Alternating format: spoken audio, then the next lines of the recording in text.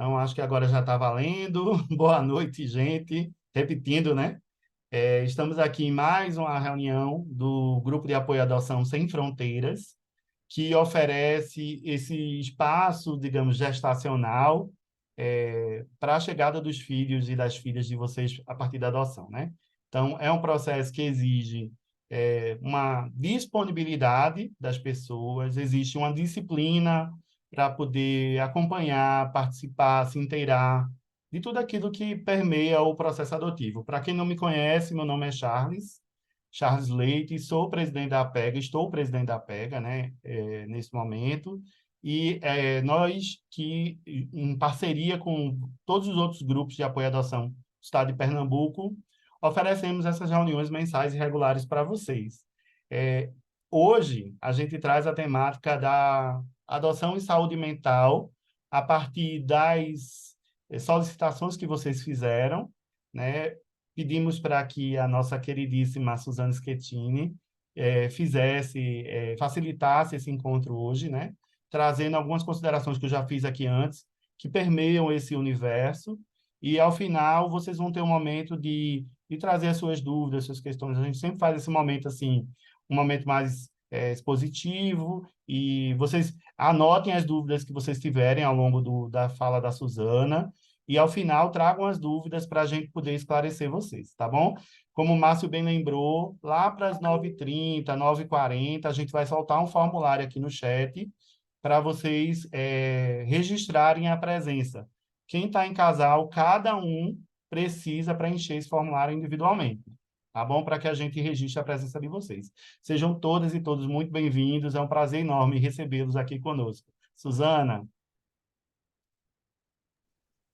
Olá, pessoal, boa noite. Em primeiro lugar, eu peço desculpas pelo meu atraso, não sei, meu computador não estava afim hoje. Fiz de tudo, inclusive reiniciei e, conclusão da história, consegui agora entrar pelo celular. Eu lamento porque eu não enxergo vocês, né? Eu não consigo enxergar todo mundo, não é, pessoal? Mas vamos em frente. Então, adoção e saúde mental, não é, pessoal? Quando eu entrei, é, Charles estava justamente explicando, não é? E eu escutava as perguntas de vocês, né? Todas relacionadas com o certificado, com a documentação, com o e-mail, né? Em suma, né? São tudo perguntas da parte burocrática, da parte de documentação, né? A impressão que a gente tem que esta é a parte mais importante do processo de adoção. Veja, pessoal, não é bem assim. Claro que nós temos que cumprir a parte burocrática, não é? Afinal, a adoção, ela é uma filiação que será consagrada pelo juizado, né? O nosso obstetra será o juiz. Mas a adoção é uma filiação diferente, como a gente sempre diz aqui, né? Que é permeada por muitas questões psicológicas, pessoal, muitas mesmo. É um processo psicológico intenso, né? Complexo, tanto de pais e tanto de filhos, né? Então, hoje, o objetivo desse encontro, não é, pessoal, é refletir um pouquinho sobre a importância da saúde mental. Por que se fala em saúde mental, né? Eu, evidentemente, não vou conseguir esgotar o tema, não é? Eu quero trazer alguns pontos, né, para reflexão. Para quem não me conhece, me esqueci de me apresentar, né? Meu nome é Suzana Schettini, eu sou psicóloga, com dor de garganta hoje, como vocês podem ver. Sou psicóloga clínica, atendo no meu consultório pais, filhos, por adoção, não só isso, não é, pessoal, mas vários, não é? Sou também mãe adotiva, avó e bisavó. Só para vocês, isso é um fato histórico apenas, não é? Para que vocês compreendam da onde é que a gente fala, né? Então, quando eu falo para vocês sobre determinados assuntos da adoção, não estou falando do ponto de vista teórico, né, pessoal? Tem muita prática também nessa questão, tá? Então, a saúde mental, pessoal, é uma parte fundamental, fundamental mesmo, né? E cada vez mais eu me dou conta de que é um fator extremamente importante. Normalmente, o que acontece? Nós temos uma tendência, não é, pessoal, a desqualificar, a não valorizar a saúde mental. Como se falar em saúde mental fosse dizer assim, não, você tem que observar para que você não seja doido. Né? Então, não sendo doido, tá tudo bem. Não é assim, né, pessoal? O nosso cérebro, né, ele é um órgão do nosso corpo, assim como outros. O coração, o fígado, o pâncreas, o estômago, o rim, né? O cérebro nada mais é como o núcleo central que vai organizar, não é, pessoal? Que vai reger toda a nossa vida, ele comanda tudo, né? Então, nós precisamos cuidar da nossa saúde mental, do nosso cérebro, do que acontece dentro do nosso cérebro, que na ciência atualmente nós temos poucas formas, né, de contato interno com esses processos mentais. Né? Se eu levanto meu braço, foi o braço que levantou sozinho? Não, meu cérebro instruiu meu braço a levantar. Né? Então, tudo parte do meu cérebro. E quando nós temos, digamos, uma dificuldade, estou com muita dor de cabeça, eu preciso saber o que eu tenho. Né? O neurologista provavelmente vai pedir uma tomografia, vai pedir uma ressonância. Isso são exames de imagens, não é, pessoal?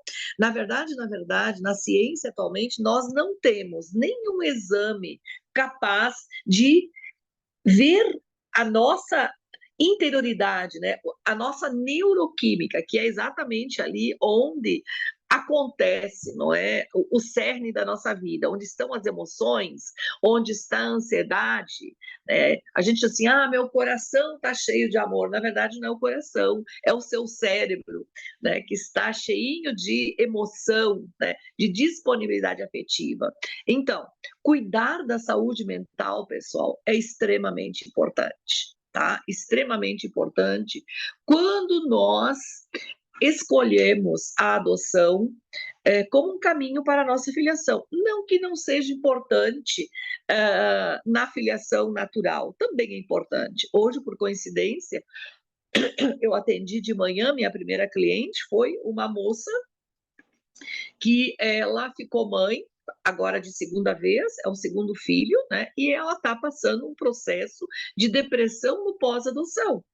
Veja, e ela disse: o meu primeiro parto foi maravilhoso. Ela disse: foi tudo certo, eu curti muito meu bebê, eu fui uma mãe maravilhosa. Agora, o segundo parto está horrível, ela disse. Eu não consigo curtir o meu bebê, eu me sinto muito mal, eu só quero chorar, eu me sinto incapaz. Vejam, o que aconteceu? A mesma mãe, né? A filha mais velha tem 3 aninhos, o bebê agora tem 6 meses.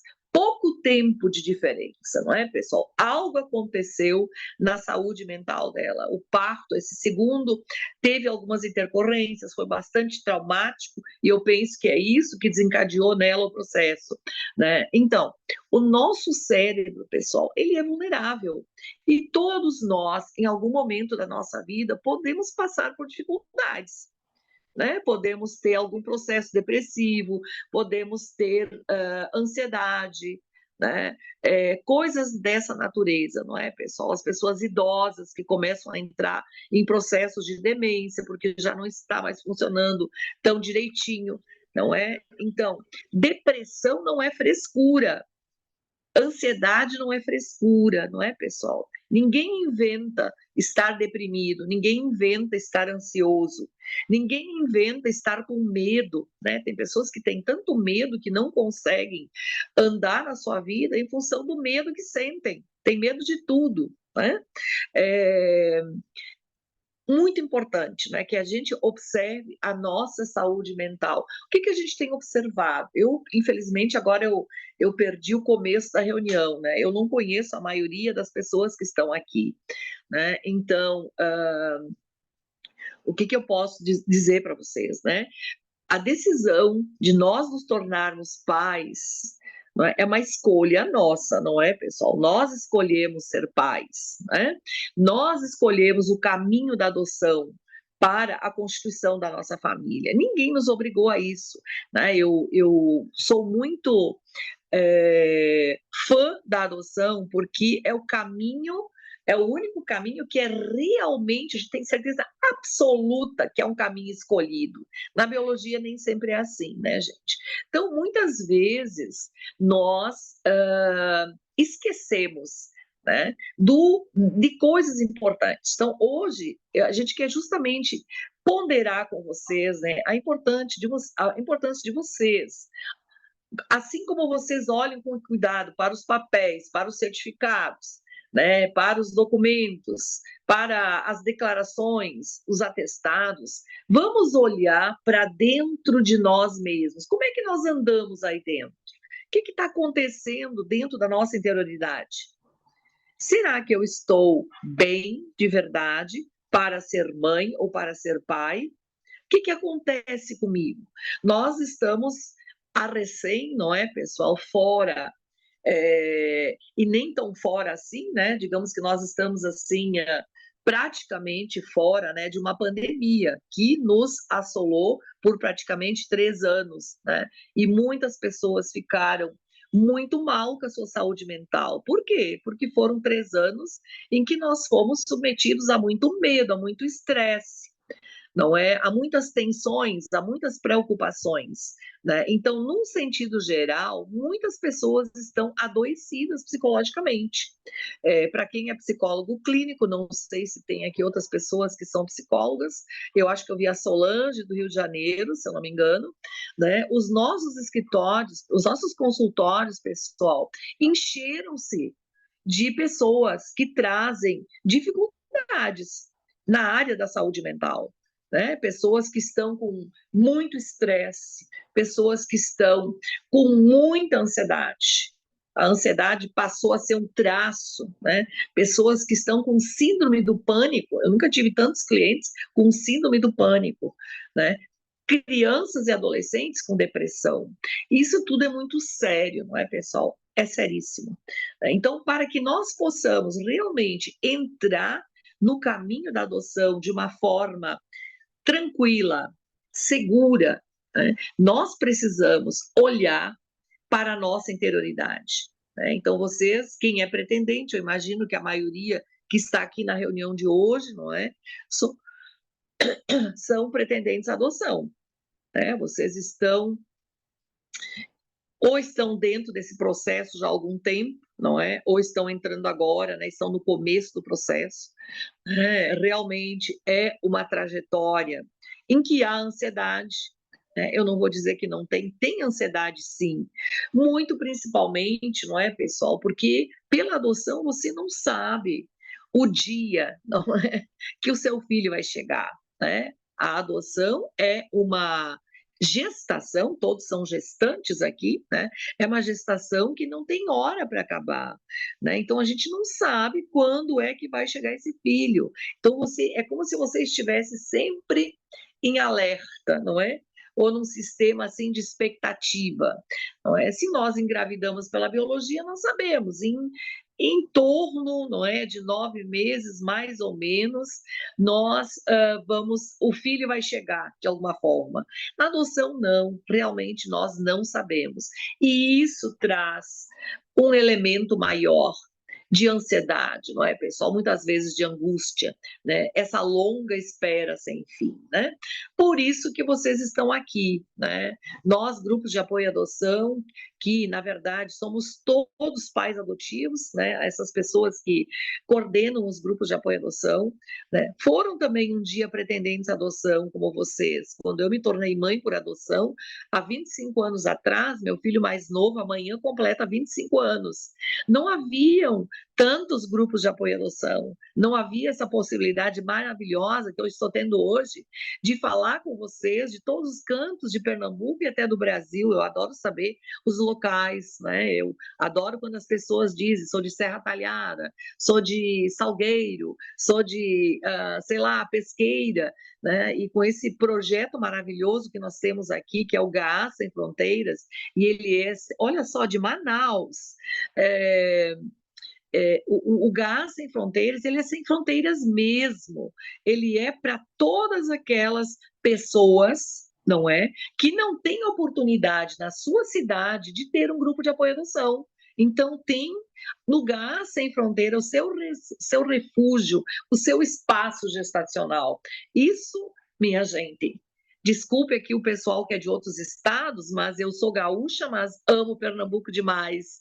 Isso nós só temos em Pernambuco, minha gente. Pernambuco, em Pernambuco, todos os pretendentes à adoção e todos os pais adotivos, eles são assistidos por um grupo de apoio à adoção. Se não tem o presencial, nós temos 10 presenciais, não é? Estão assistidos pelo Garra Sem Fronteiras, isso é fantástico, né, gente? É o recanto de vocês, é o aconchego de todos os pretendentes, é o SOS da família adotiva. Tá? Então, se nós estamos aqui, pessoal, é porque nós sabemos a importância, né, de nós termos este apoio, não é? E essa oportunidade de aprendizado que vocês estão tendo agora, né? Então, a gente traz temas que a gente considera importantes, que serão importantes para vocês, né? Então, as reuniões de grupo de apoio à adoção, tem que fazer 4 em Recife, que saco! Na minha cidade só precisa 3, e enfim, né? Muitas queixas, né, por causa dessas reuniões. Gente, isso é maravilhoso, é uma oportunidade ímpar, é só na chegada dos filhos que vocês vão compreender a importância dessa frequência aos grupos de apoio à adoção que estão aqui, são gratuitos, não é? São oferecidos, minha gente, com carinho, com afeto, né? E com muito acolhimento para vocês. Voltando à saúde mental. Então, os grupos, eles surgiram justamente, não é, pessoal, para que vocês possam refletir sobre essas questões. Eu, aqui em Recife, eu coordeno eu sou do GA de Recife, né? Eu coordeno o nosso núcleo de apoio no pós-adoção. O que significa isso? São as pessoas, a partir do momento que elas recebem os seus filhos, né? Chegou o filho em casa, às vezes o casal ainda está numa fase de adaptação e eles já estão me telefonando. Ô, Suzana, me coloca no grupo de pós, claro, você é bem-vindo. Né? Então, a partir do momento que chega o filho ou os filhos, eles entram no nosso NAPA. Nós carinhosamente chamamos de NAPA, que é o Núcleo de Apoio no Pós-Adoção. O que eu tenho visto, pessoal? Então, apesar de toda a insistência que há aqui em Pernambuco, né, para a frequência aos grupos de apoio à adoção, apesar de todas as oportunidades que a gente oferece, não é? Hoje, por exemplo, online, de vez em quando aparecem reuniões online, né? Nós sempre divulgamos cursos, todas as oportunidades possíveis de aprendizado para vocês, a gente divulga, não é, pessoal? Basta só dedicar-se, né, e assistir às aulas. Quando as pessoas chegam no pós-adoção, gente, é incrível. A impressão que eu tenho é que todo mundo esquece tudo. Né? Todo mundo esquece tudo e as pessoas entram muitas vezes em pânico. Né? E eu fico perguntando o que aconteceu. Estavam tão confiantes enquanto estavam aguardando, né? Me diziam que tem tanto amor para dar no coração. Agora chegou o filho e esse amor tão importante, tão guardadinho no coração, deveria estar aqui, né? Sendo oferecido para o filho. E aquelas pessoas têm uma dificuldade imensa, não é, de entender que aquele filho precisa sim deste amor, né? Sobretudo naqueles momentos em que ele não está fazendo nada certo, né, pessoal? Naquele momento em que ele desobedece, naquele momento em que ele não está atendendo a minha expectativa, naquele momento em que ele está sendo o filho possível, né? Em que ele se distancia do meu sonho. Nós todos sonhamos, não é, pessoal? A gente imagina o nosso filho de um determinado jeito, né? Isso é impossível dizer, não romantizem, né? Mas a gente pensa, né? Ninguém pensa no seu filho, né? Ou aquele filho que faz trela, aquele filho que fala palavrão, aquele filho mal comportado. Mesmo que a gente fale isso no grupo, vai acontecer. Por que ele fala palavrão e ele é mal comportado? Porque é tudo que ele aprendeu na história anterior, se ele é uma criança, se ele é uma criança maior, né? Então, eles não têm Eles não têm culpa dos comportamentos que eles têm, não é, pessoal? Eles não têm culpa, eles nunca podem ser culpabilizados dos comportamentos que eles trazem no pós-adoção. Falando agora das crianças maiores, né? E isso acontece em qualquer faixa etária. Se vocês adotarem uma criança de 2 anos, né, de 3, de 4, de 5, todas elas vão ter as suas especificidades. Ah, então eu quero adotar um bebê. O bebê também, gente, porque a história uterina também traz, muitas vezes, né, inscrições psicológicas, né, e não, muitas vezes não é tão simples assim. A criança pequena também traz uma história. Então, como é que nós vamos dar conta destas coisas, não é, pessoal?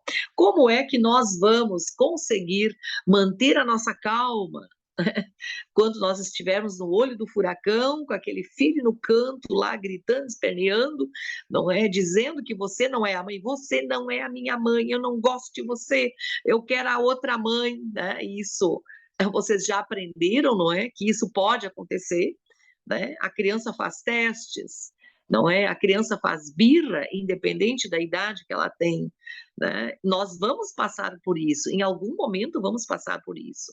Então, como é que a gente consegue passar por isso? Tendo, não é, pessoal, uma boa saúde mental, né? Eu tenho que estar bem comigo mesmo, eu tenho que ter uma capacidade de resiliência grande. O que é resiliência? De superação. Claro que eu vou ficar muito triste, ele vai dizer, você não é a minha mãe. Não é isso que eu queria ouvir, não é? Eu esperei tantos anos para chegar ao meu filho e agora ele grita para mim que eu não sou a mãe dele, né? É uma decepção, mas a gente precisa levantar das cinzas, não é?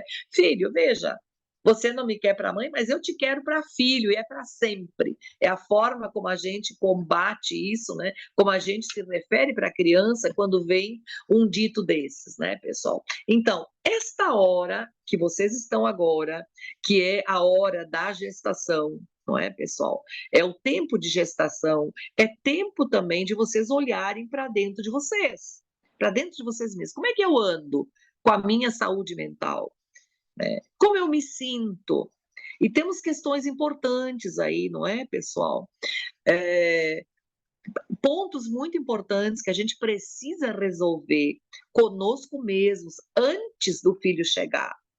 Né? Por exemplo, se eu não tenho condições de gerar pelas vias naturais, né? Fiquei anos e anos e anos tentando, né? Hoje falava com uma moça assim, ela ficou 15 anos tentando pelas vias naturais.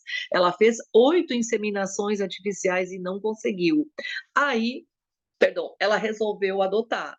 Então, ela já começou o caminho da adoção com muito estresse, não é, pessoal? Naquela ideia de que, então eu vou adotar. Naquela ideia de que ela decide pela adoção e imediatamente vai chegar o filho.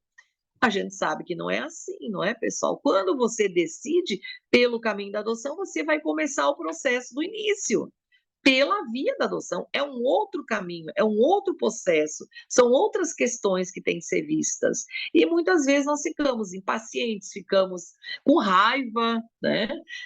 Ficamos rancorosos, não é? Irritados por causa do processo, né, de habilitação que a gente tem que pensar, que a gente tem que passar, não é, pessoal?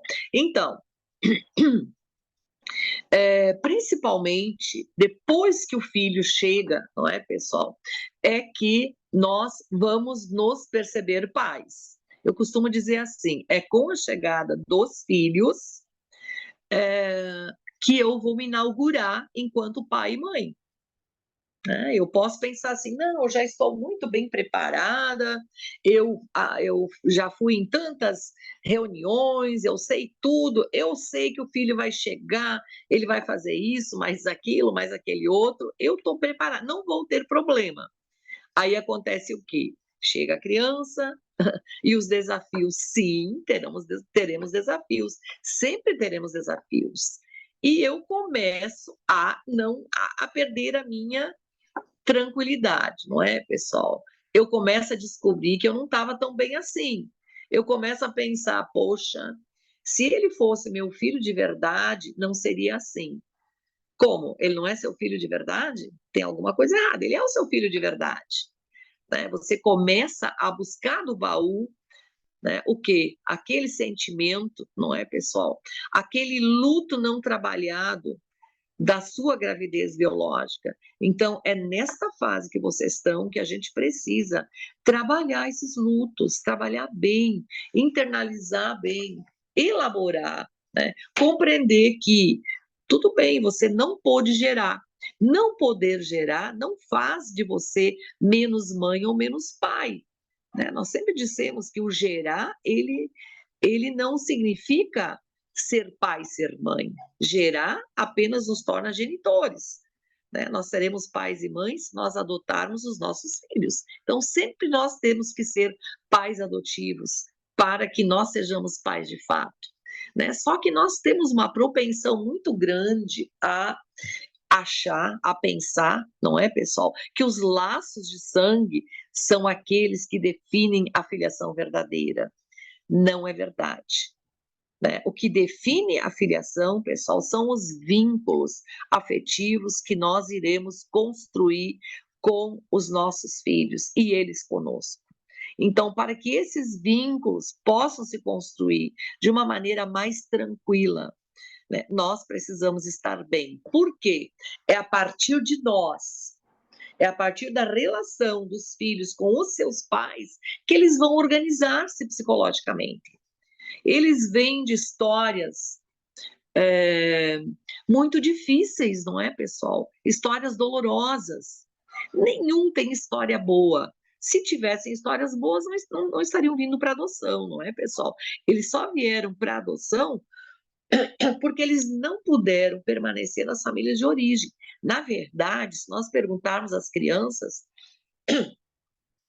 a grande maioria não queria ser adotada. O que eles queriam? Eles queriam voltar para as famílias de origem, não é, pessoal? Por pior que fossem essas famílias, é tudo que eles conhecem na vida deles. Eles queriam voltar para a família. Então, eles não odeiam a família biológica, com raras exceções, né? Eles querem voltar. Então, a transição para a nossa família é um processo que vai acontecer gradativamente. Então, quando a gente diz, e vocês devem ter ouvido isso muitas vezes, que os vínculos não se formam automaticamente, imediatamente, isso é verdade, né? Outro dia uma mãe me perguntou, Suzana, quando é que eu vou sentir que eu sou mãe?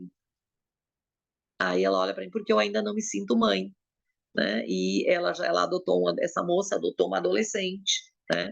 De 16 anos, né? E ela disse que ela tinha uma dificuldade, que ela ainda não se percebia mãe. Ela gostava da adolescente, fazia tudo para ela, mas ela ainda não se sentia mãe. E eu disse para ela, tenha calma, né? Isso ainda você vai desenvolver, não é imediato, não é, pessoal? Não é imediato, né? Então, essa pessoa, por coincidência, era uma pessoa que fez muitas expectativas, né? Ela adotou um adolescente, então ela pensou, não, vou adotar um adolescente, eu não vou ter muito trabalho. O adolescente já é autônomo, eu não tenho muito trabalho com a criação em casa, já toma banho sozinho, faz as refeições sozinhas, se vira, porque eu trabalho muito, né? E ela fez aí uma ilusão de que seria muito fácil e muito simples. Só que não, né, gente? Aquele adolescente que vem com 16 anos de idade, muitas vezes esse número 16 é apenas um número. Aquele adolescente vem com comportamentos de 11, 12, regredidos, não é? Com dificuldade, com muitas lacunas. Muitas vezes não sabem nem tomar banho, nunca ninguém ensinou como toma banho, né? Como faz a sua higiene. As meninas não foram ensinadas como cuida da sua higiene íntima, nem os meninos. Você está começando tudo com aquela criança. Tudo, não é, pessoal? Eu sempre digo assim: não importa a faixa etária dos filhos, quando eles vêm para vocês, né? Eles nascerão novamente na família adotiva. Você vai começar tudo de novo. Você não vai zerar a história, claro que não. Eles vão nascer para vocês com 8 anos, 7 anos, 6 anos, 5 anos, mas com uma história vivida, né? Com uma história vivida que hoje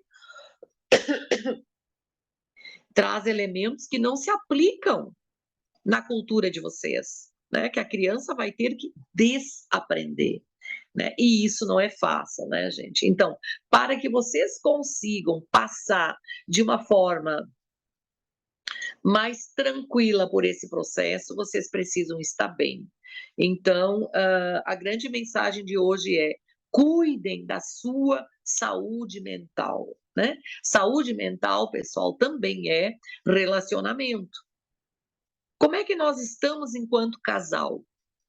Né? A gente tem que pensar sobre isso, né? Como é que está o nosso relacionamento? Nós compreendemos nós compreendemos que quando chegar o nosso filho, o nosso relacionamento vai mudar. Eu disse mudar, eu não disse acabar, né? Claro que vai mudar, porque nós teremos ali uma terceira pessoa, uma quarta pessoa, nós teremos ali uma criança, ou um pré-adolescente, ou um bebê, que num primeiro momento, não é, pessoal, vai exigir alguma renúncia, né?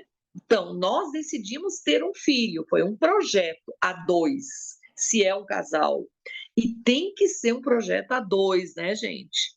Isso é parte, né? Se é um casal, os dois precisam estar realmente decididos pelo projeto adotivo. Senão, não vai dar certo. Porque no primeiro momento que acontecer alguma dificuldade, você que quis adotar, eu não tenho nada a ver com isso, se vire. Isso é terrível, né, gente? É terrível, né? Então, aquela parte do casal que não está no projeto, ela vai ter uma dificuldade muito grande de vinculação. E também o filho ou os filhos com essa pessoa, porque a criança percebe. Então, muitas vezes a criança não entende cognitivamente, mas ela sente. Né? Ela sente se aquele pai ou aquela mãe não está totalmente receptiva, né, a ele, criança, né, pessoal? Então, temos que cuidar da saúde do nosso casamento. Nós conseguimos conversar, nós dois, enquanto casal, o que nós pensamos sobre a educação de filhos? A gente tem que conversar antes, não é, pessoal? Eu não preciso porque eu já tenho filhos, eu tenho filhos biológicos e para mim não é novidade. Às vezes acontece isso, né? Alguém tem um filho de um casamento anterior e acha que sabe tudo. Só que não, né? De novo, né? Só que não. O filho que vem por adoção é uma outra estratégia, é uma outra história, não tem comparação com a com a trajetória dos filhos biológicos. É diferente, gente.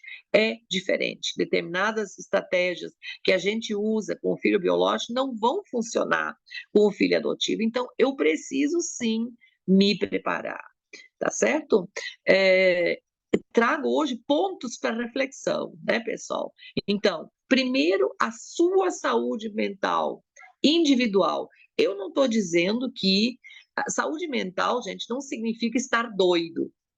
Né? Às vezes, olha, eu acho que muitas vezes a gente recomenda, a gente vê um casal que não está muito afinado, né, que eles estão meio divergentes em alguns pontos, né, e já fiz essa recomendação, eu recomendo que vocês procurem um psicólogo para acertar o passo. Eu não vou não sou louca, só vai a psicólogo quem é louco. Errado, não é, pessoal? O psicólogo não recebe loucos, né, como as pessoas o dizem, né? Então, o psicólogo, ele trata questões da saúde mental, ele vai lhe ajudar, né, a você se conhecer melhor, a você perceber o que está acontecendo com você. Por que cada vez eu entro nessa dinâmica que não é legal? Por que eu sou tão impaciente? Por que eu sou tão rígida? Por que eu sou, sei lá, tão exigente, tão perfeccionista, tudo tem que estar muito certinho? Da onde vem isso? Não é, pessoal? Então, é na psicoterapia, com o psicólogo, que você vai descobrir que não precisa tudo isso, que pode ser mais leve, tudo pode ser mais leve, não é? Quando a gente consegue trabalhar as nossas expectativas. Então, o excesso de expectativa, não é, pessoal, realmente é um grande inimigo da gente, né? Se a gente tem expectativa demais, né? Se a gente sonha demais, se a gente espera resultados muito rápidos, não dá certo, né? A gente tem que entrar leve, né? Dar tempo aos nossos filhos para que eles realmente se encontrem, né? Para que eles se vinculem a nós. Por que que as mães adotivas têm direito à licença maternidade, os pais também, né? Quando é um casal de dois homens, um deles também pode usufruir a licença maternidade, não é, pessoal? Por que que nós, grupos de apoio à adoção, lutamos tanto para que os pais adotivos tivessem os mesmos direitos? Antigamente se achava que a licença maternidade era só para amamentar o bebê. Ah, não amamenta, então não precisa. Não, gente. Na adoção, a licença maternidade é um direito da criança, na biologia também, mas sobretudo na adoção, porque eles precisam da presença dos pais, para que eles possam vincular-se melhor, para que eles possam aprender a ser filhos, para que vocês possam aprender a ser pais, para que vocês possam perceber-se pais, porque é só fazendo, né, estando nesse processo de maternidade e paternidade, que vocês vão se perceber pais e vão acontecer descobertas. Eu vejo no nosso núcleo de apoio no pós-adoção, Suzana, eu não aguento o choro dessa criança, né? O perfil era de 0 a 3 anos de idade. Aí chegou uma criança de 2 anos de idade. E a criança chora muito. Quem é que será que disse para essa mãe que criança de 2 anos não chora?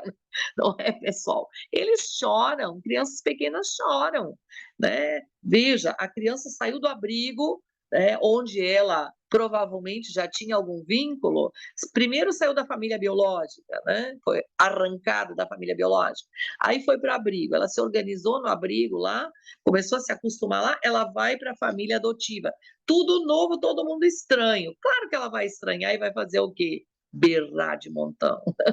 Se eu não aguento o choro dessa criança, eu já acompanhei um caso, eu não estou mentindo, gente, isso é verdade. O perfil da pessoa era de 0 a 5 anos de idade. Isso foi uma adoção monoparental. Vocês não conhecem, então eu também não vou dizer nomes, né? Foi uma adoção solo, né? E o perfil dela era um perfil pequeno. E ela queria menina de 0 a 5 anos. O perfil que todo mundo quer, não é, pessoal? Que a maioria quer. Chegou para ela uma menina linda de 2 anos e meio. A menina que todos imaginam. E quando chegou a criança, ela anunciou, né? Me telefonou, oh, chegou minha filha, estou tão feliz, parará, parará. Tudo bem, parabenizei, fiquei feliz também, né? Disse para ela, se você precisar de mim, eu estou por aqui. Não, tá tudo bem, tá tudo ótimo. Umas 2 semanas depois, eu recebo um telefonema dela apavorada. Eu preciso falar com você urgente, por favor. Você tem um horário hoje? Eu nem tinha, mas deu um jeito. Ela estava tão desesperada, chorando, que eu arrumei o encaixe, eu atendi. Já entrou na minha sala chorando, gente. E o choro dela, veja só, é exatamente isso que eu disse para você, Suzana. Eu não aguento o choro daquela menina. Mas você não queria ser mãe? Todos os filhos choram, mas ela chora demais. Ela disse, ela chora demais. Veja, o choro da criança ressuscitou nela alguma situação da história dela, né? Foi um gatilho para alguma coisa na história dela. E o que, que aconteceu, gente? Ela desistiu da adoção. Né? Então, muitas vezes a gente ouve, a desistência na adoção só acontece com crianças maiores, com adolescentes. Não, né? Por mais difícil que isso possa parecer, muitas vezes acontecem desistências com crianças pequenas, né? E a gente se pergunta como é que uma criatura dessas pode devolver uma criança porque a criança chora? O que, que faltou para ela, não é, pessoal? O que, que faltou para ela? Ah, ela devia se preparar melhor. Na cabeça dela, ela estava preparada. Né? Mas ela não tinha convivido nessa preparação com uma criança que chorava muito, que fazia birra, 2 anos de idade, a fase da birra, né? Aquela fase em que eles deitam no chão, batem as perninhas, né? As mãozinhas, quando a gente diz não, não pode, mas eu quero agora, né? Aquelas questões, né, que fazem parte desse momento do desenvolvimento. Então, é uma pessoa que não tinha a saúde mental dela legal, ela não aguentou. né? E ela desistiu, tá, pessoal? Então, muito importante isso, se observem, procurem ter contato com crianças na família, no parque. Eu sempre digo, vão para o parque, observem as crianças que estão no perfil que vocês querem, né? Como são as crianças nessa faixa etária? O Charles colocou aqui, crianças grandes também choram, Charles, adulto também. Né? Então, adulto também chora, né? Quando a gente está desesperado, todo mundo chora, e graças a Deus tem o choro, né? Que é o dreno da alma, tá? Então, procurem se preparar também, gente, psicologicamente, tá? Não tenham pudores em relação a isso. Se você tem alguma dúvida em relação a você, agora é o tempo, né? De você fazer uma terapia, fazer uma yoga, né? Procurar alguma coisa alternativa para que você se aquiete, né? Se você é muito ansiosa, se você está com muito medo, né? É preciso olhar para isso com seriedade, gente. A criança não vai curar isso. Tem gente que diz assim: ah, não, quando chegar meu filho não serei mais ansiosa. Acho que não. Quando chegar o filho, ela vai ficar mais ansiosa, por outros motivos, né? O traço dela é ansiedade, né? Então, eu preciso trabalhar essa minha ansiedade, tá certo, pessoal? Então, primeiro eu comigo, tá? Segundo, eu com meu companheiro, minha companheira, né? Também em relação à família, né? A gente precisa estar bem para que nós possamos ser bons pais para essas crianças que vêm com muitos problemas na saúde mental. Claro que eu vou falar dos filhos também, né, gente? E eu costumo dizer assim, que as crianças que vêm por adoção, gente, todas elas, veja só, eu sou bem enfática, todas as crianças que vêm por adoção, com raras exceções, elas têm dificuldades na saúde mental, né? Veja, são crianças que não tiveram afeto, não é? Que não foram protegidas, que não se sentiram seguras, que foram maltratadas, que não confiavam, que não conseguiram confiar em adultos, né? Essas crianças, elas têm muito medo, muita ansiedade, né? Então, elas têm dificuldades, né? Num primeiro momento, né? Não quero assustar ninguém, é num primeiro momento, né? Então, por isso também nós temos que estar bem, porque nós precisamos estar tranquilos para poder acolher os nossos filhos do jeito que eles vêm. Nós temos que ajudá-los, né? Nós precisamos ser braço acolhedor para aquelas crianças, né? Nós precisamos usar empatia, nos perceber no lugar deles, para ver como está o coraçãozinho deles. Imagina, uma criança entra numa casa onde ela não conhece praticamente nada. Você fez ali alguns encontros de aproximação, mas aí ela vem com a malinha dela, da instituição, para um lugar que ela não conhece ninguém. Eu acho essas crianças tão corajosas, não é? Elas se entregam assim com tanta inocência e nos seguem, não é? Na esperança, né, de ter uma vida melhor, né? Então, eles têm problemas sim, gente, tá certo? Eu costumo dizer assim, que as crianças que vêm por adoção, pessoal, no mínimo, todos eles, a síndrome da falta de afeto. Essa síndrome eu que inventei, não tem no CID-10. Não tem, viu, Solange?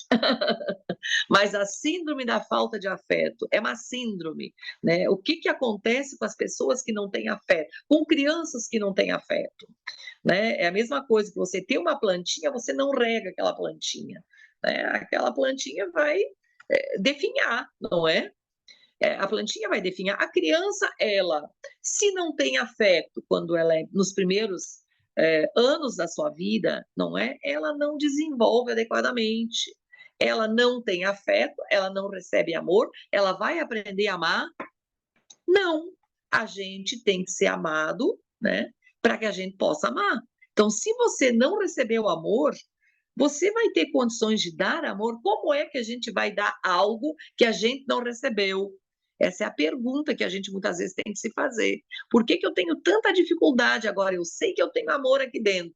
Por que eu tenho tanta dificuldade de dar amor para o meu filho? Aí vamos refletir. Será que foi porque eu também não recebi quando eu era criança?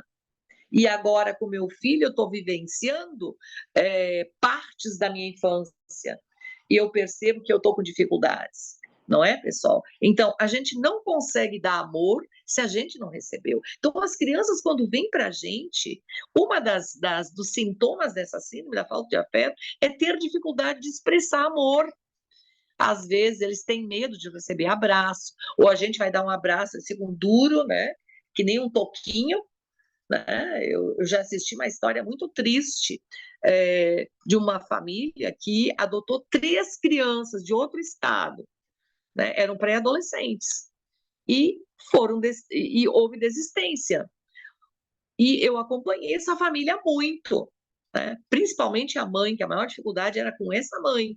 Eles devolveram porque a mãe não aguentou, ela não deu conta das 3 crianças, e o discurso dela era: como é que eu vou ter filho que eu não posso abraçar? Eu me exauri explicando para ela que eles iam aprender, eles têm que aprender a abraçar, eles nunca foram abraçados, eles levavam, era paulada, né? Eram espancados, maltratados, não sabiam abraçar, né? Então, isso que a gente precisa internalizar, né, gente? Para a gente entrar na adoção de uma forma consciente, lúcida, com o pé no chão, né? Entendendo o que a gente vai encontrar. A notícia maravilhosa, não é, gente? É que o cérebro, né? Isso hoje as neurociências nos ensinam, não é? Nosso cérebro é plástico, gente. Não é de plástico de enrolar, ele tem plasticidade. O que significa isso? Nós podemos modificar é, as nossas dinâmicas, né? Nós podemos instalar outros comportamentos. As crianças têm uma capacidade imensa de resiliência. Eles conseguem desaprender determinadas coisas. Eles conseguem aprender tudo que a gente quer, mas só que não é de um dia para o outro. Né? Então, não vai ser de um dia para o outro. Vamos nós tentar modificar um comportamento. Né? A partir de amanhã, eu vou tomar 10 copos de água ao dia. Eu tenho que tomar água. O médico falou que eu tenho que tomar. A partir de amanhã, eu vou tomar 10 copos ao dia. Duvido que alguém consiga fazer isso no primeiro dia. A gente esquece. Né? Nós também entramos em funcionamentos, não é? Que a gente vai instalando ao longo da vida. Né? E mudar alguns desses comportamentos nossos é bem complicado. Para as crianças também. Então, no caso delas, é desaprender para aprender. Né? E isso leva tempo. Então, por que leva tempo? Porque as crianças precisam tempo, sim. Nós temos que dar a elas o tempo que elas precisam. Não é, pessoal? Não podemos pegar muito pesado. Não podemos fazer muita expectativa em relação à escola, por exemplo, que em geral vira uma grande agonia dos pais. Ai, ele tem 9 anos e ainda não é alfabetizado. Eu não vou colocar na escola este ano, eu vou contratar uma pedagoga que vem todos os dias aqui ensiná-la a ler e escrever. Tenha calma, não precisa vir todo dia. Então, sim, tem defasagem, mas a gente não vai corrigir essa defasagem num mês, né, gente? Tem que ser com doses homeopáticas, senão a criança não aguenta. Né? Ela não dá conta de fazer tantas mudanças ao mesmo tempo. Né? Então, a gente precisa realmente esta tranquilidade, né? Para que a gente possa ser uma referência de tranquilidade para a criança. Não adianta que quando a criança está no caos, está desestruturada, eu também me desestruturo. Aí pronto. Ou eu entro numa quebra de braço. Eu aqui mando nessa casa, sou teu pai, sou tua mãe, tu tem que me obedecer, você é filho. Aí começa aquela história, você não é minha mãe, a minha mãe é outra, né, gente? Não é um caminho adequado. Né?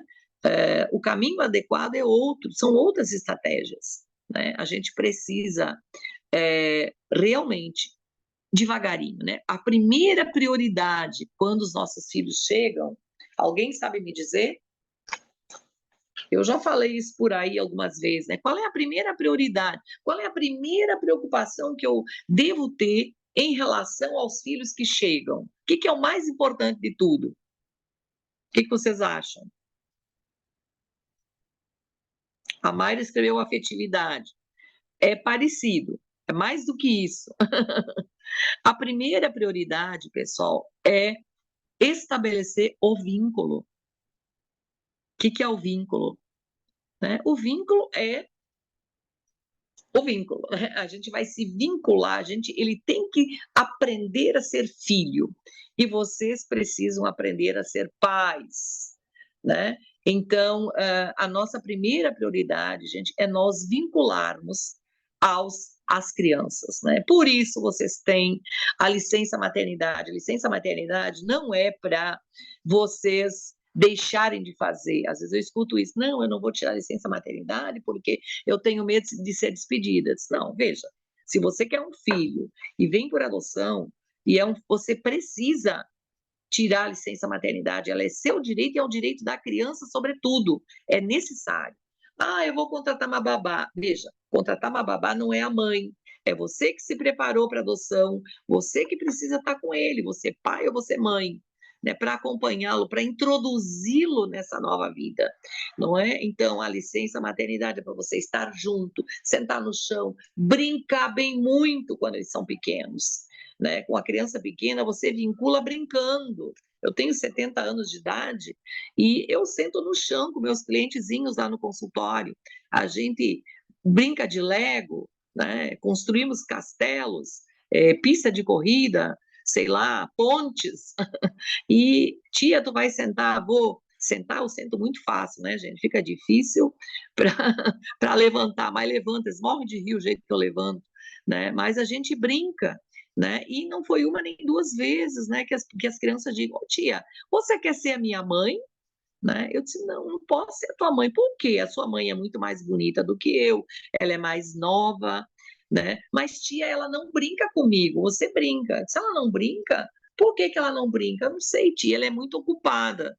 Mas o que que ela faz? Eu não sei, ela passa o tempo todo no celular. Não precisa dizer mais nada, né, gente? Então, as crianças que vêm por adoção, por favor, não deem um celular para criança pequena. Aliás, não dê no primeiro momento. O celular não pode ser babá, né? Nem use muito na presença, eles se vinculam muito a esses eletrônicos e eles não têm estrutura para isso. Num instante, eles viciam e não querem fazer outra coisa, não é, pessoal? Realmente a gente precisa brincar, fazer programa, sair, ir para a natureza, coisas que eles realmente aproveitem, construir memórias. Né? Quanto mais memórias você construir com seu filho, mais rápido ele vai esquecer as dores da história anterior. Né? O Fábio já está ansioso para o filho chegar, os homens, né? Também, né, junto com as suas esposas, né, ou com seus esposos, eu não sei a situação do Fábio, não é, pessoal? Revezem-se nisso. Né? Existe uma tendência, né, que eu vejo muito por aqui, né, quando é um casal hétero, né, os homens dizerem assim, não, quem educa é a mãe. Quem educa a mãe, eu vou trabalhar, trago dinheiro e ela educa. Não, né? É 50% para cada um. Onde tem pai e tem mãe, é os dois que têm que ter o tempo para a criança. Nós temos que ter disponibilidade. Se eu não tenho tempo, gente, eu não posso ser pai, não posso ser mãe. Não façam isso com crianças que estão desesperadamente sonhando com um pai e uma mãe. Né? Nós temos que ser pai e mãe de verdade. Né? Se são dois homens, os dois são pais. Se são duas mulheres, as duas são mães. Todos os cuidadores precisam participar do projeto educativo, tá, pessoal? Ela tem que se vincular a todos, não é? Enfim, né, gente? Então, muita saúde mental para que vocês estejam bem nessa ocasião. Aqui vocês é que têm que estar bem, para que vocês aguentem o repuxo, né? Como a gente diz lá no Rio Grande do Sul, né? Para que vocês possam ser realmente esse colo que acolhe, esse braço que aceita, não é, para essas crianças, né? Vocês têm que ser porto seguro, né, para elas, né? A gente tem que ter essa capacidade de resiliência que essas crianças vão precisar, porque elas sim, elas vêm com muitas dores. Não que as nossas dores, não é, pessoal, não sejam grandes dores, elas são, mas nós somos adultos, não é, pessoal? O adulto, ele já tem uma capacidade maior de enfrentamento para essas situações, as crianças não. As crianças não têm ainda a sua personalidade formada, a sua estrutura psíquica formado adequadamente, foi formado de um jeito muito com lacunas, né? E conosco que essas crianças realmente vão se organizar, tá certo? Eu tô meio perdida aí no tempo, Charles. É 9h30. Devo falar mais? Paro por aqui? Abro para pergunta? Diga aí. A gente podia tentar ouvir, né, as perguntas para poder Pronto. dar das pessoas trazerem questões. E a gente vai ouvindo aí também as suas respostas, né, complementando, somando. Esse assunto não se esgota, né, gente? O que eu trouxe aqui são alguns pontos de reflexão, tá? Então, mas realmente vocês precisam pensar nessas questões, tá? Pensar nessas questões, tá? E para que vocês realmente possam é, efetivar, consolidar esse processo de vínculos com uma maior tranquilidade. A gente vai continuar por aqui, nós vamos continuar falando sobre isso, que realmente é importante, né, gente? Lembrando, né, da síndrome da falta de afeto, né? Comportamentos diferentes têm a ver com essa síndrome. Né? Por que que ele grita? Por que que ele faz isso? Tudo tem a ver com essa falta de afeto que a criança teve no início da vida dela, que ela agora vai aprender novas formas com vocês. Antes eu abrir o microfone, eu queria dizer, né, que o amor que vocês têm, né, por esse filho que chega, eu sei que todos têm uma capacidade infinita, não é, pessoal, de amar. Nós temos essa capacidade infinita de amar. Então, mas não adianta a gente só ter o amor dentro da gente. A gente tem que colocar para fora este afeto, a gente tem que demonstrar este afeto, a gente precisa manifestar esse afeto, né? E como é que a gente manifesta? Né? Manifesta tendo essa tranquilidade, né? Tentando o máximo possível não se exasperar com determinadas coisas. Quando a criança grita, não é para gritar, você fala baixo, né? A criança grita, você fala baixo, olha na altura dela, conversa com ela, use o diálogo, use o estímulo, né? Não se excedam nos castigos, né? A gente dá castigo e a gente bate quando nós perdemos o controle, né? Então, a gente grita quando a gente perdeu o controle, né? Quando você perdeu a força dos argumentos, em geral a gente vai para os argumentos da força, não é? Então, educar fazendo medo não é educar, né, gente? É aterrorizar, né? E para a gente não entrar nessa questão da aterrorização, nossos pais faziam isso, né? Se você não fizer isso, eu vou lhe dar uma sumanda de laço. Nem sei se você sabe o que é sumanda, no sul falavam assim, né? E era uma sumanda, era uma vara de goiabeira lá que ficava atrás da porta, né? Eu nunca levei isso, né? Eu só apanhava quando meus irmãos apanhavam, né? Eu ficava gritando no lado. E aí a minha mãe me dava umas varadas para eu ficar quieta, parar de gritar, que eu não conseguia vê-los apanhando. Né? Então, gente, vamos em frente. E queria deixar para vocês o meu mantra favorito, que eu já falei milhões de vezes, e que nunca é demais, não é? Amar é investir incondicionalmente, né? É investir incondicionalmente, né? Amar é insistir, amar é persistir, amar é resistir e amar é não desistir jamais. Quem é pai, quem é mãe, não pensa em desistir, né, gente? Aquele que pensa em desistir nunca foi pai, nunca foi mãe. A gente não desiste de filho, né? Filho não se escolhe, né? Filho, a gente acolhe. Essa é uma frase do meu marido. Filho não se escolhe, filho se acolhe, né? Do jeito que ele vem.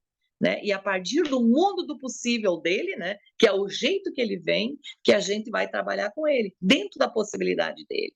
Só isso, tá bom? Muito bem. Maravilha. Suzana, algumas pessoas foram comentando ao longo da tua fala aqui no chat, e aí, Maíra, não sei, eu não a conheço, se ela puder abrir a câmera e quiser falar um pouco mais, pelo que eu entendi, ela está com a filha há pouco tempo. Ela diz, estamos há menos de 3 semanas com a nossa Emily, de 16 anos, e já vejo a necessidade de licença, né? Então, sei se todo mundo sabe, mas a licença, em tese, deveria já ter começado, né? A partir do momento que você recebe a guarda dos filhos, já deveria começar. Eu sei que varia um pouco de acordo com a natureza do trabalho das pessoas, né?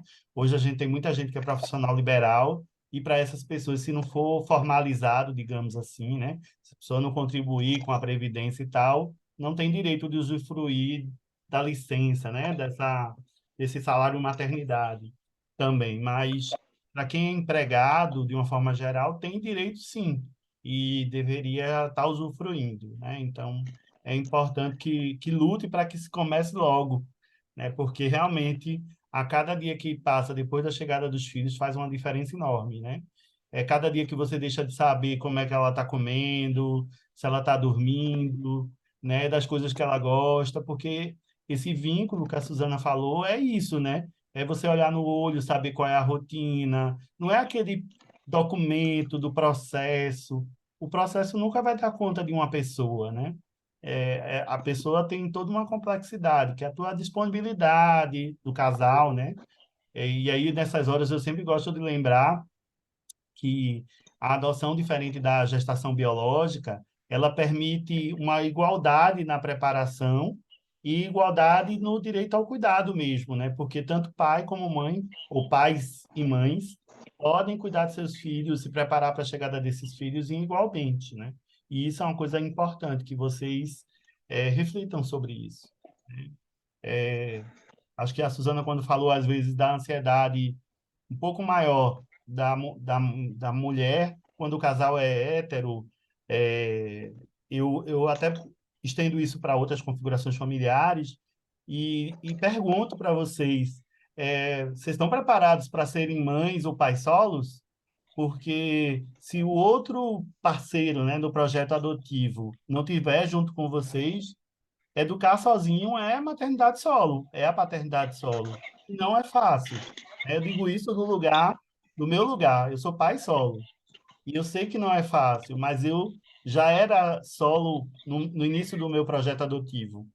Mas algumas famílias, muitas vezes, transformam-se com a chegada dos filhos e muitas vezes esses filhos são obrigados a ter pais e mães solos, a partir da adoção.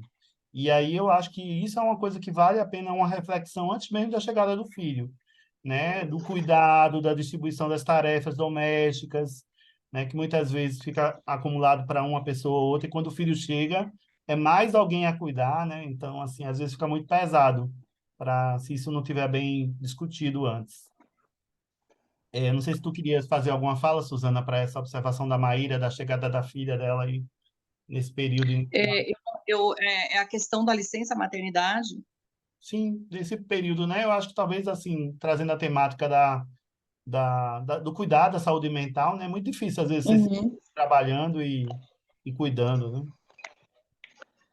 Isso realmente tem que ver, isso é uma coisa que não deveria acontecer, né? Então, se ela está tendo dificuldade, a gente pode, inclusive, é, ajudá-la, né? Traz para o grupo isso, a gente pode mandar cópias da legislação, né? Porque realmente é importante, não é?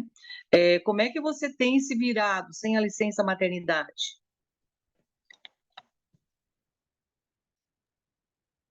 Não sei se ela está podendo falar, eu sei que tem algumas pessoas que têm dificuldade de abrir o áudio, né?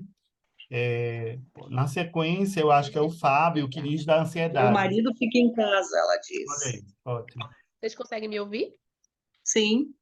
Pronto, eu vou falar aqui rapidinho. Eu trabalho numa escola, né, no Instituto Federal. Eu trabalho o dia Uhum. todo. E é em frente à minha casa, graças a Deus. Então, tem essa facilidade, né? Então, de manhã estamos juntos no almoço e tal, mas eu estou sentindo muita necessidade de ficar em casa integralmente, porque é muito intenso. Cada dia é uma novidade, assim, uma demanda específica, e assuntos que eu achei que ia conversar daqui a meses, eu já tive que conversar hoje, que eu não tinha me Que idade ela preparado. tem? 16 anos. Ah, sim. Então, É, assim, adolescente é a purinha, né? é. Então, eu tenho sentido. E aí, a instituição que eu trabalho já foi para a Procuradoria Federal, querem mandar para análise do MEC, um negócio assim enorme. Eles estão Em que, caminhando ci- em, rápido, em que cidade você está? Penedo, Alagoas. Alagoas? Isso É, aí, você não tem nenhum amigo que é advogado? o advogado do Sindicato dos Professores está acompanhando, Mas como Sim, porque faz ele pode. menos de 3 semanas, eles estão Aham. sugerindo a gente dar uma segurada, pelo menos 4 semanas, para a gente Uhum. avaliar se em 4 semanas eles conseguem fazer essas consultas todas, sabe? Sim. Nos despachos está tudo assim, favorável, favorável, mas vamos consultar, vamos. Nananã. O IFAL não tem nenhuma normativa em relação a isso, a Sim, mas crianças a com mais gente de 12 tem. anos. Não, mas não existe mais. Não Então. existe mais diferença, tá? A gente tem jurisprudência para isso, tu entende? Uhum, Você sei, frequenta o GAS Sem Fronteiras? sim. A gente poderia te Tô no conseguir a legislação, né? Para você levar. Inclusive, tem do jurisprudência, né, de pós. uma servidora federal, que foi É, onde estudou a primeira jurisprudência. tem uma servidora. Foi, eu vi isso. Eu vi isso. Ela é do Aham. Instituto Federal, inclusive. E eu mandei Sim, sim. para o setor do Instituto, mas não sei, tá difícil lá. Aí você não Não está deveria, né? sozinha, a gente Vamos vai te ver o que vai ajudar. acontecer. Muito obrigada, Charles. Muito obrigada, Suzana. A gente vai te Então, tá ajudar. certo. A gente tem Boa muitas sorte. pessoas que são servidores federais, inclusive eu, por exemplo, na condição de homem, consegui gozar da licença maternidade pelos 6 meses. Então, é realmente talvez um desconhecimento, né, desse time É, aí próximo de você, do teu é, trabalho, da tua é unidade. por isso. Aí a Eu vou gente, mandar para vocês no privado depois o despacho da Procuradoria para vocês olharem, tá bom? tá bom. Certo. Obrigado, Maíra. O Fábio, na sequência, ele fala um pouco da ansiedade para a chegada do filho, ou seja, ele é pretendente, né? Pelo que eu entendi, e está vivendo aí um período de ansiedade, né? Eu acho que como é que você orienta ele aí, Suzana? Deixa eu ver se eu vejo o Fábio aqui. Ai, tão ruim no celular. Tá aqui, ele não tá com a câmera aberta. Tá me ouvindo, Fábio? Fábio Vieira da Silva. Pronto. Será que ele tá aí ainda? Veja. Não. Aqui conosco Então, ele tá. Eu acho que talvez ele não esteja conseguindo falar. certo, agora, né? Pronto, né? A ansiedade, né? Quanto tempo você está aguardando, Fábio? Saiu de novo, né? Então, a ansiedade, eu acho que no começo eu falei um pouco, né? A ansiedade na adoção, da espera da adoção, gente, ela realmente ela é presente, né? Ela é parte, né, desse processo, justamente pelo fato de que a gente não sabe o dia da chegada, né? Cada vez que a gente se depara com uma situação onde a gente não sabe quando ela vai terminar, a gente fica ansioso, né? Então, nós temos que tentar trabalhar essa ansiedade, fazendo coisas, né, em relação a nós mesmos, né, para que a gente possa ludibriar um pouquinho essa ansiedade, né, fazer um esporte, sei lá, não sei qual é a idade do filho que ele está esperando, né, se for, por exemplo, uma criança maior que ele não sabe a idade, né, de repente pode começar a fazer uma economia, né, para ele guardar algum dinheirinho até a chegada desse filho, quando o filho chegar. Se você já tem a sua economia, você, num instante, você consegue todas as coisas, né? E faça coisas interessantes, né? Se você é casado, sai com a sua companheira, seu companheiro, né? Façam todas aquelas coisas que depois vocês vão ter dificuldade de fazer, né? Vão bastante ao cinema, à balada, tomar uma às 5 horas da tarde, sempre brinco assim, né, gente? Então, a gente precisa não focar muito nessa ansiedade, né? E tentar nos ocuparmos, né, com outras coisas, né? Assistindo filmes, né, que tratam de adoção, vocês podem tem muita coisa na internet, não é, pessoal, no YouTube, sobre adoção de filhos, né, sobre processo educativo de filhos. Aproveite esse tempo para realmente aprender, para se capacitar melhor, né, e vamos andando, né? Se a ansiedade for muito, muito, muito, muito grande, que é uma coisa patológica, né, que chega ali prejudicar a qualidade de vida, aí talvez você precisa procurar um profissional, né, para tratar isso de uma outra forma, né? Talvez com o auxílio de uma medicação. Mas, em geral, é aquela ansiedade normal, né? De não saber o dia que vai chegar. Maravilha. Acho que a Solange fez uma observação aqui quando você falou da síndrome, né? Ela falou também da síndrome da falta de estímulo. É. E a síndrome da falta de estímulo, ela tá eu diria que ela está contida, né, na síndrome da falta de afeto, né? Se não tem afeto, não tem estímulo. Eu acho que se não tem, quando eu falo afeto, não é, pessoal? Até a gente pode substituir essa palavra afeto, que ela é meio genérica, né? É a síndrome da falta de amor. Essa é a verdade, né? Quando não há amor, não vai ter estímulo, não vai ter nada, né? E a criança fica com muitas, perdão, com muitas lacunas. Temos aqui Altieres, levantou a mão, Altieres, quer falar? Pode abrir o microfone e falar, viu? Então, boa noite. Boa noite. O meu questionamento também é sobre, eu acho que até que foi com a senhora, Suzana, que numa reunião anterior eu comentei sobre a licença. Eu sou aqui do Espírito Santo, estou em adoção pai solo também, monoparental, e, Sim, minha dúvida é o seguinte, possivelmente eu vou conseguir trazer o meu filho, como que eu já estou com esse esse diálogo com ele para cá esse ano ainda, em dezembro. Só que aqui no estado eu sou DT, temporário. E o grande problema da licença é a questão seguinte: depois que passa o período, o funcionário ele é demitido. Ele não pode permanecer. E assim, a minha preocupação é, eu não consigo, não sei se eu tenho o financeiro suficiente para bancar 6 meses, você entende, desempregado. em que você trabalha, Altieres? Sou professor também, professor da rede estadual.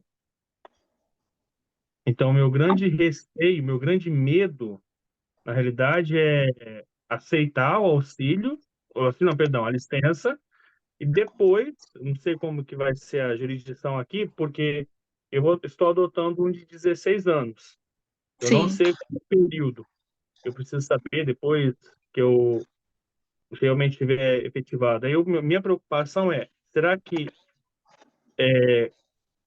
como que eu vou me manter depois? Você entende? Porque o meu único financeiro, a única forma de eu ter algum sim, valor. mas veja, eu, assim, ser demitido depois da licença maternidade, eu não sei, isso também é contra a lei, né? Acho que não pode, não, Aqui no né? estado, eu vou falar, Oi? eu vou falar pelas colegas que eu tenho que são DTs.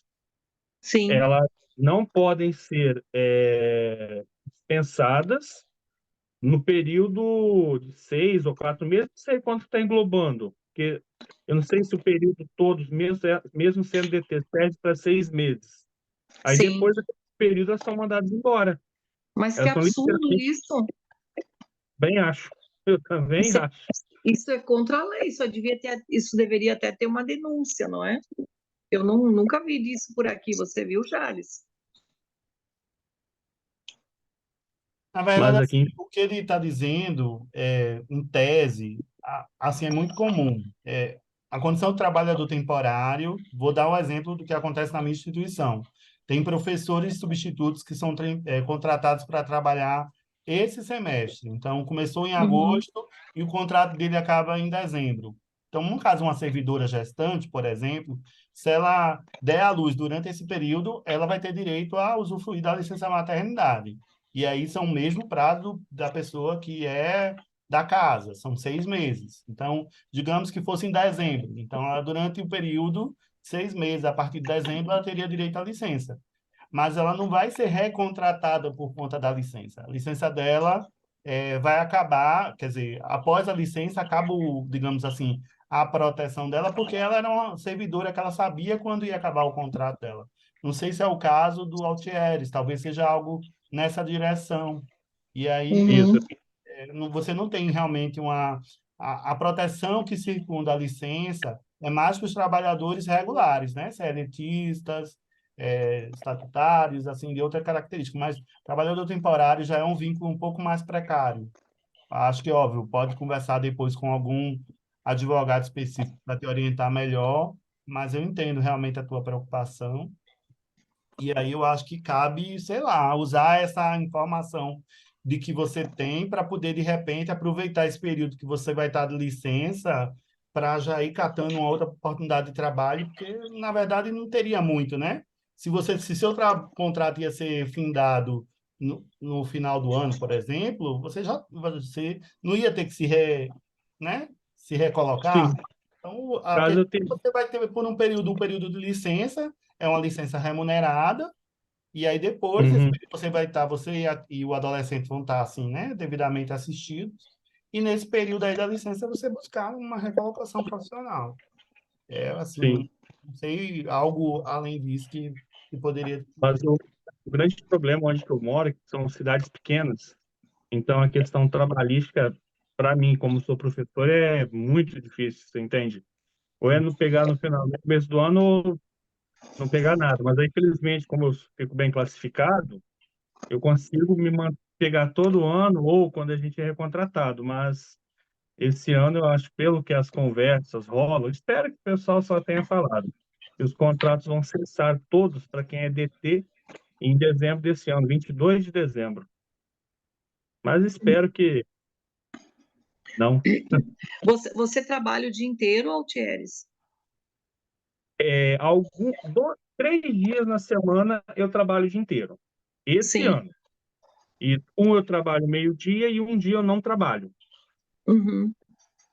Porque Mas de repente poderia colocar, ele vai ter que estudar, né? Ele, se por exemplo você correr esse risco, aí talvez, como ele tem 16 anos, colocá-lo no contraturno, tipo assim, ele vai para aula no turno que você está lecionando.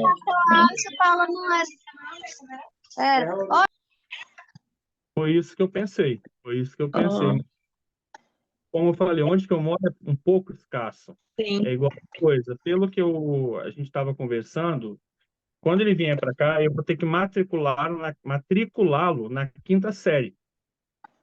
E aonde que eu trabalho, inclusive no município próximo, a EJA mesmo, que é Educação de Jovens e Adultos, onde que eu iria enquadrá-lo, não tem previsão para abrir turma para o quinto ano. eita. Então, eu vou ter que ver uma possibilidade de um município próximo fazer isso. Uhum, Ou alguma. Eu não sei exatamente como se chama. São provas que eles fazem para o aluno conseguir o certificado de ensino médio, o fundamental e médio. Aí minha ideia, assim, no último caso, seria esse. Prepará-lo em casa para ir lá fazer essas provas, pelo menos para o fundamental. O médio eu sei que está na escola, mas mesmo assim é precário. Não, eu não acho viável, mas é a única solução. É a única solução que tem. Mas é de se pensar na situação. sim, Mas com certeza. eu vou torcer que a gente não seja mandado embora. Mas o estado aqui a gente não sabe o que acontece no dia de amanhã, então minha preocupação é essa. Para o ano que vem, se falar assim, em janeiro eu consigo arranjar trabalho para mim, eu consigo. Mas só que aí eu tenho a questão, poxa, eu tenho direito à licença. Então ficaria ruim. Nesse ponto, eu fico pensando, justamente pela questão da aproximação, né, Uhum. da outra. Da onde que é o teu filho? Ele é do Recife, deixa eu só ver se eu encontro o nome do local, Itamaracá. Ah, Itamaracá não é Recife, essa é uma outra cidade. É uma praia, É próximo. sim. É uma ilha, é a ilha de Itamaracá, aqui na região metropolitana. Muito bonita, por sinal, a ilha, viu? Mas eu espero que dê tudo certo. Realmente, como o Charles falou, seria interessante. Acredito eu que a gente vai também consultar também aqui advogados voluntários para ver a situação, que realmente é uma situação bem peculiar, né? A condição de trabalhador, né? De temporário, né? Do trabalhador temporário que já tem contrato, tipo contrato por obra certa, já sabe. Contrato por tempo certo, já sabe quando vai começar e quando vai terminar. Mas eu entendo, eu sou professor também, eu sei como deve ser essa situação. Mas Deus quiser vai dar tudo certo. Vamos para frente, com certeza, vamos procurar meios, né, de solucionar, ok? Ok. Valeu, obrigado. Bem, Nada. Aproveitamos, Charles, se me permite, claro. já foi colocado o link, tá certo, gente? Algumas pessoas caiu e estão tentando retornar, se não conseguir, não tem problema, mas pelo menos caiu agora no final, estou tentando preencher. É importante que todos preencham, por favor, o link de acesso, né? Mesmo aqueles que não precisem ou não queiram, desejam, e mesmo aqueles que desejam mas residem, moram em cidades que têm grupo de apoio à adoção, infelizmente, por uma condição que todo mundo já sabe da regra, né, não vai receber declaração. Só quem vai receber são aqueles que estão ou fora do estado, né, ou são cidades que não têm grupo de apoio à adoção, certo? Muito obrigado pela compreensão. Obrigado, Charles. É isso, Suzana, você quer fazer alguma fala agora? Acho que Obrigado pela sua presença. A Solange, de vez em quando, está por aqui. ela avisou que ia precisar sair, né? Oi, alguém está falando? A Solange avisou que ia precisar sair.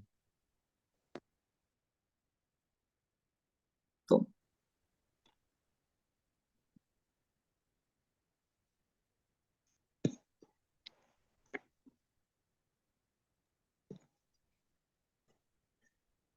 Suzana, você está ainda nos ouvindo? Eu dei uma fugida aqui, agora voltou. Agora, Você falou, para fazer Charles? um fechamento, a gente já está no nosso horário mesmo. Sim. Acho que não chegou mais perto. Ah, certo. Pronto. É para mim fazer o fechamento? Isso. Quer fazer alguma fala? Pronto. Certo. É que deu uma falhadinha aqui no meu celular, peço perdão. Então, pessoal, né, o que eu trouxe hoje, né, foram reflexões, né, são coisas que realmente a gente não pode desqualificar, a gente precisa pensar seriamente nessas questões, né, sobre nós mesmos, não é? E meu marido, ele tem uma frase que ele coloca sempre: para cuidar é preciso cuidar-se, né? Para educar é preciso educar-se. E para amar é preciso amar-se. É sempre a partir da gente, não é, pessoal?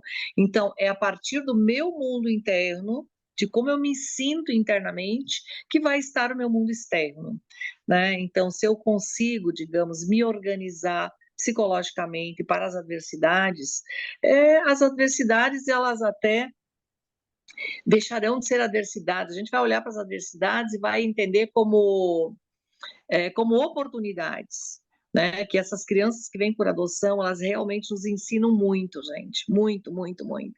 A gente aprende muito com elas, né?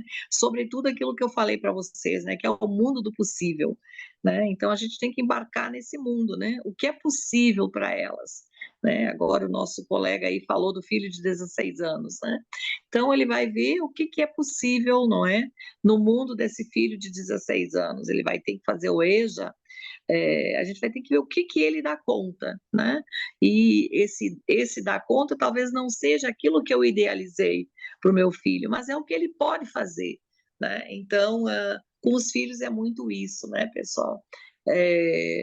A gente precisa, não é, dar a eles oportunidades, né?